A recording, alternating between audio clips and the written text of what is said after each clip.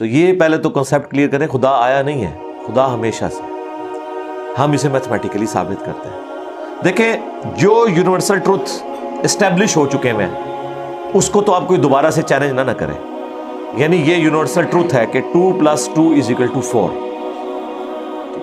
اب اسے کوئی 5 یا 3 بنانے کی کوشش کرے تو ظلم پر مبنی کام کر رہا ہے۔ آپ دوبارہ سے ویل بھی انوینٹ کر لیں تب بھی یہ میتھمیٹیکل ایکویشن تو اپنی جگہ رہے گی۔ بالکل اس طریقے سے یہ چیز اسٹیبلش ہو چکی ہے کہ کائنات پہلے نہیں تھی تو آئی ہے۔ آپ کو پتا ہے کچھ عرصہ یہ نظریہ رہا ہے 17ویں اور 18ویں صدی میں کہ یہ اسٹیڈی سٹیٹ کائنات ہے، ہمیشہ سے ایسے ہی چل رہی ہے، لیکن یہ اب نظریہ اپنی موت مر گیا۔ ہم جس ایرا میں بیٹھے ہیں نا، یہ نظریہ ختم ہو چکا ہے، آج سے نہیں، بگ بینگ کے بعد سے، جب وہ ہبل نے وہ ٹیلیسکوپ کے ذریعے چیز دیکھی تھی 1920s میں۔ ہبل آپ کو پتا ہے ایک بہت بڑا سائنٹسٹ تھا امریکہ میں، اس نے ٹیلیسکوپ کے ذریعے جب یہ سٹارز کی موومنٹ دیکھی، اس کے اوپر میری تفصیلی ویڈیو بھی ہے، بلیک ہولز کے اوپر بھی آپ دیکھ لیں، تو ہبل نے یہ دیکھا کہ کائنات میں جتنے بھی یہ اجرام فلکی ہیں، یعنی آسمان پہ جتنے آپ کو سیارے ستارے نظر آ رہے ہیں نا، ان میں ایک کامن چیز یہ ہے کہ سب ایک دوسرے سے دور جا رہے ہیں، اور اس کے لیے اس نے اسپیکٹرم جب ڈرا کیا، اسپیکٹرم جب گریجولی کسی چیز کا لائٹ کا اسپیکٹرم ریڈ کی طرف شفٹ ہو، اٹ مینز کہ وہ آپ سے دور جا رہی ہے۔ تو یہ چیز لاجیکل تھی کہ جب یہ دور جا رہی ہے تو اس کو ٹائم میں ریورس کیا جائے تو کسی ایک جگہ سے شروع ہوئی ہو، یعنی میں ہاتھ میں کچھ بالز پکڑوں اور انہیں یوں پھینکوں، سارے ایک دوسرے سے دور جائیں گے، اور یہ ایک یونیورسل ٹروتھ ہے کہ یہ دور اس لیے جا رہے ہیں کہ کہیں ایک جگہ سے یہ سٹارٹ ہوئے تھے، یہ تو ایک نیچرل چیز ہے۔ اچھا، انہوں نے کہا کہ اگر ہم ٹائم کو ریورس کریں اور ایسے پوائنٹ پہ پہنچ جائیں کہ جہاں سے یہ چیز سٹارٹ ہوئی تھی، تو اس کو سائنٹسٹ نے نام دیا کہ وہ ایک ایسا پوائنٹ تھا کہ جس کی ڈینسٹی انفینٹ تھی، نہ ختم ہونے والی، اور والیوم 0 تھا۔ والیوم 0 ہے اور ڈینسٹی انفینٹ ہے، اٹ مینز کریشن ایکس نہیں لو، عدم محض سے وجود، کچھ نہیں تھا تو یہ ہو گیا۔ اور پھر وہ کہتے ہیں کہ یہ جو بگ بینگ ہوا ہے، اس بگ بینگ کے بعد اگر 1 سیکنڈ کے ٹریلین حصے کے اندر بھی ذرا سی ڈسٹربنس آتی تو یہ کائنات وجود میں نہیں آ سکتی تھی۔ اور یہ تو صرف وجود میں آنے کی بات ہے، پھر جو billions of fine tunings planet earth کے اوپر موجود ہیں، ہر سیارے کے اعتبار سے ہیں، زمین کا سورج سے فاصلہ، پھر ان کی گریویٹیشنل فورس، ان کی موومنٹ، سپیڈ، یہ تو ایک پوری ایک سمجھ لیں ایک ایسی فیلڈ ہے جس میں انسان جا کے گم ہو جاتا ہے۔ ان ساری چیزوں کو کنسیڈر کر کے اسٹیڈی سٹیٹ کائنات کی تھیوری تو ہوگی ختم اور بگ بینگ ہوگی اسٹیبلش۔ اب یہ تو ثابت ہو گیا کہ کریشن ایکس نہیں لو ہوئی ہے، یعنی انسان یا کائنات یہ پیدا ہوئے ہیں۔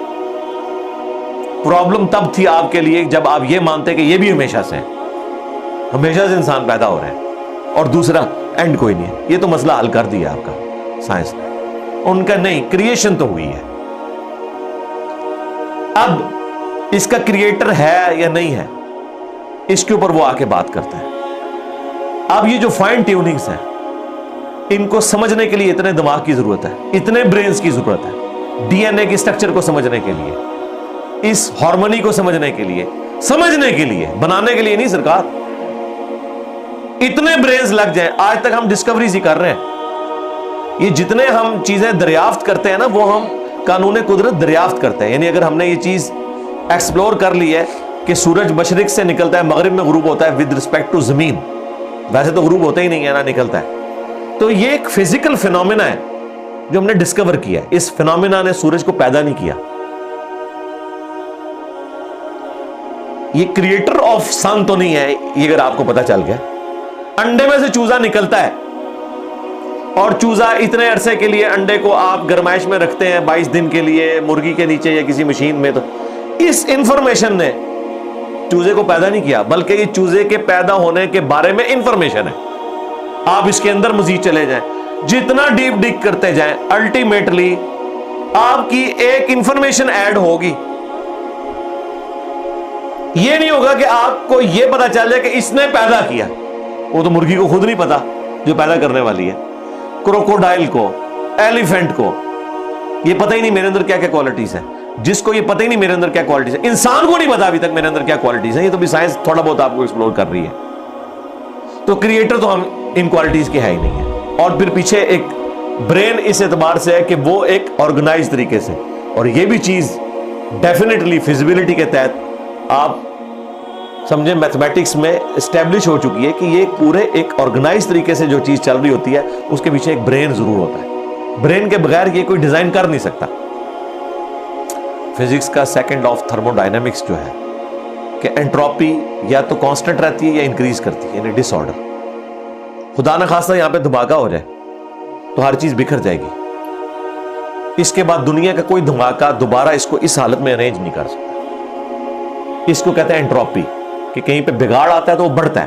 یہ ہو سکتا ہے کہ مزید آپ لوگ لائیں تو یہ بگاڑ اور بڑھتا جائے، یا جتنا ہے اتنا ہی رہے، واپس آرگنائز نہیں ہو سکتا جب تک کہ دوبارہ سے انٹروین کر کے آپ یہ کرنا. جس طرح وہ زیارت میں انہوں نے محمد علی جناح کے وہ سارے وہ میوزیم تباہ کر دیا تھا دہشت گردوں نے، تو دوبارہ سے انہوں نے بنایا، تو خود بخود تو نہیں بنا.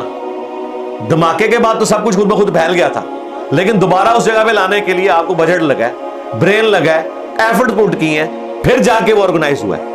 تو اس کا مطلب ہے آرڈر بنانے کے لیے برین چاہیے ہوتا ہے، ڈس آرڈر کے لیے کوئی مسئلہ نہیں. اور ڈس آرڈر کے بعد دوبارہ آرڈر بن جائے اس کے لیے برین چاہیے. سرکار یہ کون سا ڈس آرڈر ہے، یہ کون سا بگ بینگ ہے؟ چھوٹا سا دھماکہ آرگنائز نہیں کرتا، چیز کو بگاڑتا ہے. اور اتنا بڑا دھماکہ اتنا بڑا آرڈر لے آیا ہے کہ پلانٹ ارتھ کے اوپر 2 ملین سے زیادہ سپیشیز ہیں. ایک ایک سپیشی کے اوپر آپ زندگی گزارے، آپ صرف اس کی عادتیں ہی نہیں بتا سکتے کیا ہیں. یہ تو چھوڑ دیں کہ یہ بنی کیسی ہے. تو یہ تو ایک نہ ختم ہونے والا سلسلہ ہے. تو یہ برین تو اسٹیبلش ہے. اب اگلا سٹیپ یہ ہے کہ یہ جو برین ہے، وہ رچرڈ ڈاکنز بھی کہتا ہے نا دا گاڈ ڈیلوژن میں، جب فریڈ ہائل کا جملہ اسے کوٹ کیا گیا نا، فریڈ ہائل ایک بہت بڑا سمجھے فلاسفر بھی تھا، سائنٹسٹ بھی تھا. اس نے کہا تھا کہ انسان کا بن جانا خود بخود یہ اسی طرح کا فینومینا ہے، یہ اس سے بڑھ کر کمپلیکس فینومینا ہے کہ کوئی شخص یہ کلیم کرے کہ کوئی ہوائی جھکڑ ٹورنیڈو چلا اور اس نے کوڑے کباڑ کے ڈھیر سے مٹیریل اٹھایا اور ایک بوئنگ 747 تیار کر دیا. یہ دنیا کا کوئی پاگل بیوقوف آدمی بھی یہ بات نہیں مانے گا. اس کو چھوڑ دے، ایک بال پوائنٹ بننے کو کوئی نہیں مانے گا. تو اس نے کہا اس سے کمپلیکس چیز انسان ہے، اس کو تم یہ مانے ہوئے کہ خود بخود بن گئی ہے بغیر کسی برین کے. اچھا، تو اس کا جواب آپ کو پتا ہے رچرڈ ڈاکنز نے کیا دیا؟ اس نے ایک چیپٹر بنایا، اس کی ہیڈنگ رکھی دا الٹیمیٹ بوئنگ 747.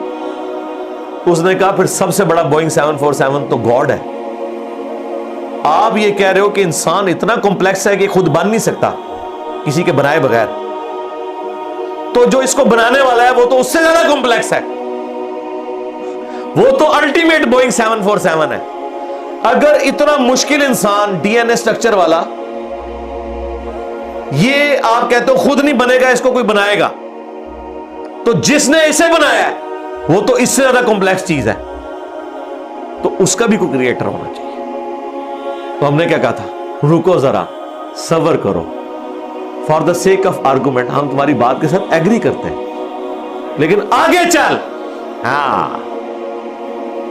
وہ جو کریٹر ہے جس نے ہمارے کریٹر کو بنایا ہوگا تو یقیناً وہ ہمارے کریٹر سے بھی زیادہ کمپلیکس کریٹر ہوگا، تو پھر اس کا بھی کوئی کریٹر ہونا چاہیے. اب تو قیامت تک لگا رہا ہے، یہ ایکویشن کہیں ختم نہیں ہوگی تا وقت کہ کوئی ایک کریٹر ایسا ہو جسے کسی نے نہ بنایا ہو. تو وہی تو ہے لم یلد ولم یولد. سورہ اخلاص میں یہ تو ڈیفینیشن ہے، لم یلد ولم یولد. سرکار یہ آپ کو میتھ سمجھا سکتی ہے، یہ آپ کو فزکس سمجھا سکتی ہے. یہ کتنی بڑی ڈیفینیشن ہے. ہم نے بچپن میں ایسے ہی یاد کر لیا کہ نہ اس کا کوئی باپ ہے نہ کوئی بیٹا. نہ، یہ تو ہم ایک اخلاقی سے ترجمہ کر رہے ہیں نا. ایکچوئل ترجمہ ہے کہ نہ وہ خود کسی سے نکلا ہے نہ اس سے کوئی نکلا ہے، وہ ہمیشہ سے. اس لیے بخاری مسلم میں حدیث ہے کہ تمہارے پاس شیطان آتا ہے نا تو کہتا ہے پہاڑوں کو کس نے بنایا؟ تم کہتے ہو اللہ نے. پوچھتا ہے درختوں کو کس نے بنایا؟ کہتا ہے اللہ نے. تم کہتے ہو اس کو جواب کے طور پر جب وہ سوال پوچھتا ہے اس مختلف سوال کرتا ہے تم اللہ کہتے ہو, اینڈ پہ وہ کہتا ہے اللہ کو کس نے بنایا؟ اب تم نے کہنا ہے پھر اس پہ قل هو اللہ احد اللہ الصمد لم یلد ولم یولد ولم یکن لہ کفوا احد. ذرا نبی علیہ السلام تو اتنا ہی کہہ سکتے تھے نا, آپ کو اللہ تعالیٰ نے ہماری ہدایت کا امام بنایا ہے.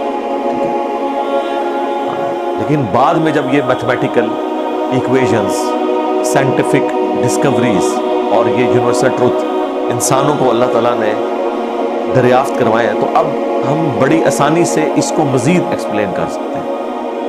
اگر کوئی کریٹر کا کریٹر ہے تو اس کا بھی کوئی کریٹر ہوگا, اور یوں یہ ایک سمجھ لے نہ ختم ہونے والا سلسلہ شروع ہو جائے گا. یہ آپ کو اچھا اب آپ سوچ رہے ہو کہ یہ کیوں ماننا پڑے گا کہ کوئی ایک ایسا ہونا چاہیے کہ جس کا, یہ اس لیے ماننا پڑے گا کہ دوسری طرف ایکویشن جو ہے وہ فزیکلی میرے سامنے موجود ہے کہ میں ہوں, کریشن موجود ہے. اگر ایک تھیوری ہوتی نا کہ نہ کریشن ہوتی نہ کریٹر, تو ہمیں کوئی چیز مجبور نہیں کرتی تھی. اب ہماری مجبوری یہ ہے کہ کائنات ہمارے سامنے ہے, ہم زندہ مخلوق ہیں, ہم سب کچھ دیکھ رہے ہیں, کریٹڈ چیزیں موجود ہیں, تو دوسرے اینگل پہ ہمیں جانا پڑے گا اور الٹیمیٹلی کسی ایک کریٹر پہ رکنا پڑے گا, کوئی کریٹر نہ ہو سکے.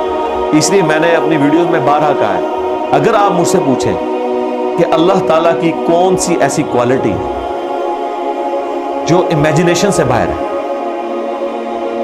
جس کی آپ کو مثال بھی نہیں بیان کر سکتے. دیکھیں اگر اللہ تعالیٰ کہتا ہے میں سنتا ہوں دیکھتا ہوں, تو ہم اس کا ایک دھندلا تصور لا سکتے ہیں کہ میں بھی سنتا ہوں اور دیکھتا ہوں, اگرچہ میرا ادھار کا ہے, اللہ کا ذاتی ہے, میرا لمیٹڈ ہے, اللہ کا ان لمیٹڈ ہے, میرا ڈیپینڈنٹ ہے, اللہ کا انڈیپینڈنٹ ہے.